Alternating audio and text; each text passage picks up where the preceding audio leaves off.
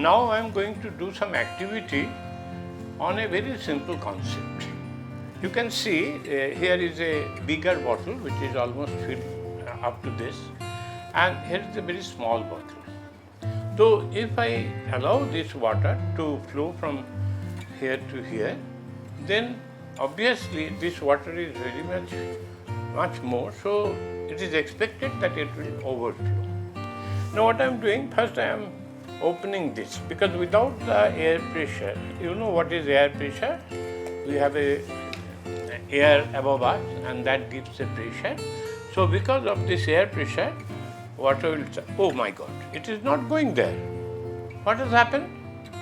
Actually what happened, this contains some air and that air has some pressure. So it is preventing this water to go here. So unless I open this, it will not go there. So now I open this. As soon as I open, see, you can see the water is coming up. So this water is coming up, so much water is here, and let us see what happens. You see, now the speed of transfer of water has become less. It is gradually moving to this point.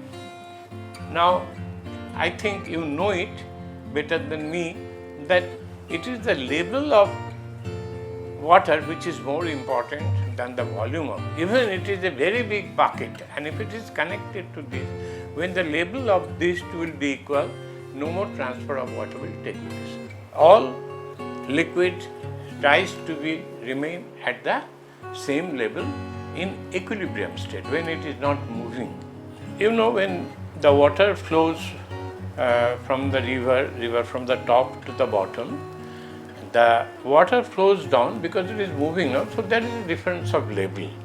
The Ganges in Calcutta is not same as Ganges in Haridwar or in Rishikesh. They are at a different level, but because they are in motion. But in equilibrium, the two levels must be equal.